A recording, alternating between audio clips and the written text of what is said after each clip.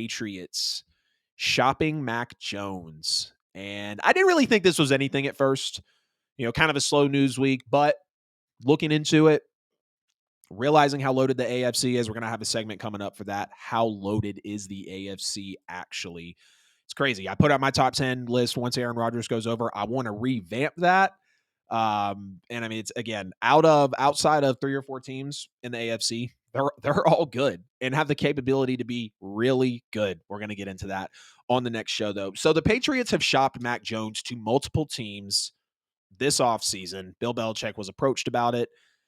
He denied it, of course, which, go figure. It is what it is. I don't really know if that's anything to take away from it. A coach is going to do what he's supposed to do and say what he's supposed to say, especially for the media. It's way different in the locker room. It's different for a lot of things in the NFL. And the media is just what we see, clearly.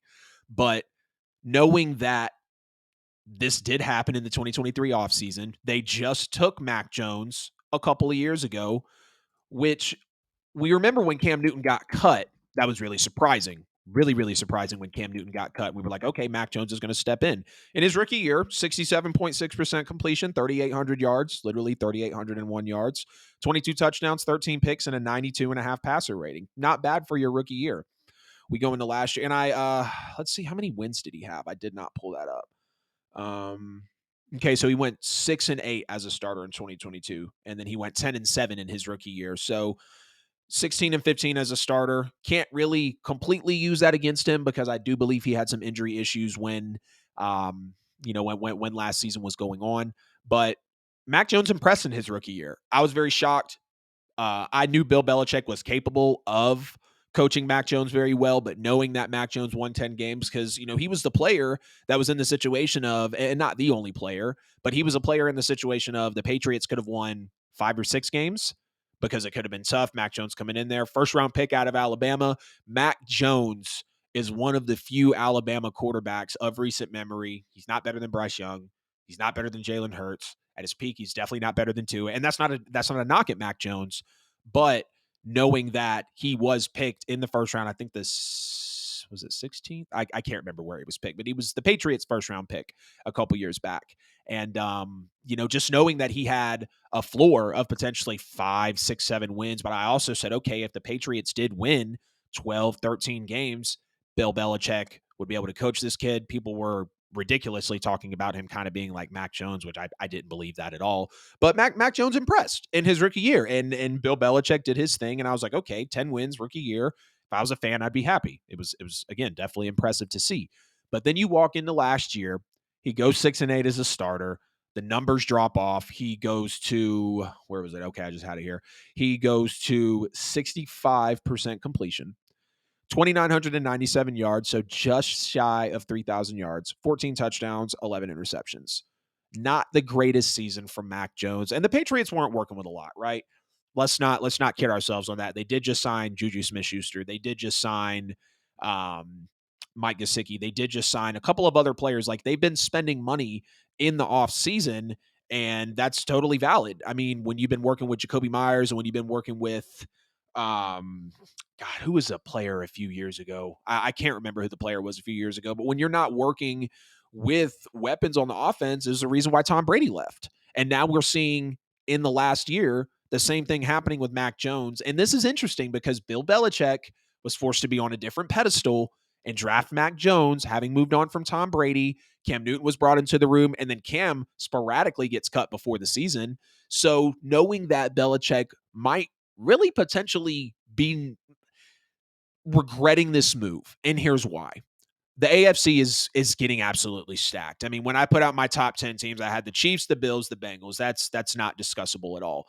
I believe the Broncos, the Browns, the Dolphins. I'm going to take the Ravens out because I don't believe Lamar Jackson is going to be a Raven. I'm going to put the Steelers. I'm going to put the Jaguars. Let's see. Chiefs, Bills, Bengals, Dolphins, Jaguars, Browns, Broncos, Chargers, Steelers. Who was my other team? I can't. And then the Jets. So knowing that all of those teams are stacking up, Chiefs, Bills, Bengals, again, they're non-negotiable. The Dolphins looked good last year. Unfortunately, Tua was falling around with some concussion things. or falling to some concussion issues. But knowing that when Tua was healthy, Tyreek Hill and Jalen Waddle and that offense was hanging with anyone in the NFL.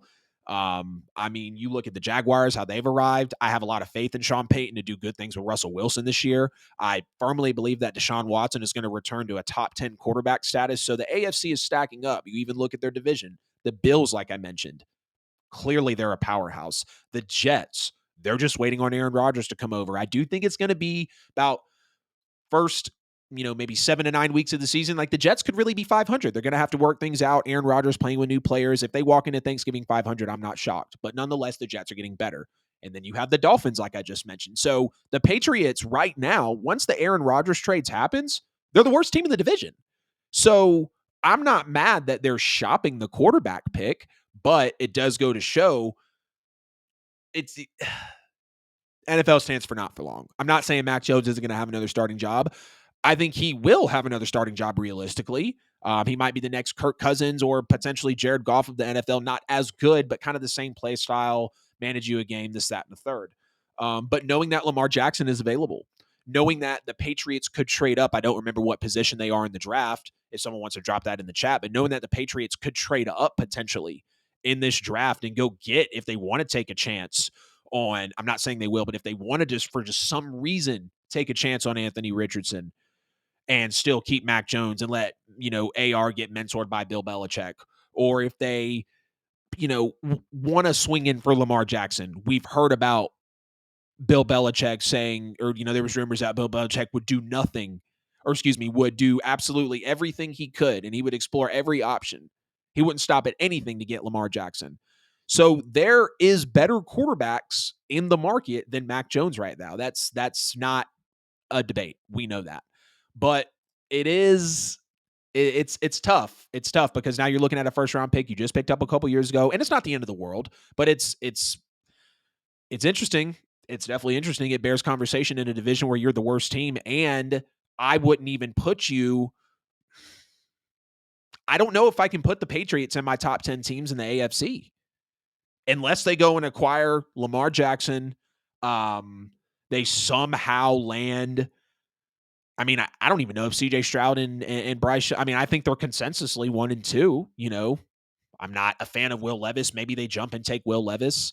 Maybe they wait for Hendon Hooker, but he would be injured. So it's going to be interesting. And this whole NFL draft and NFL offseason is shaking out so great. It's a lot of quarterback talk. I get that. And sometimes I'm like, damn, I talk about quarterbacks a lot on the show.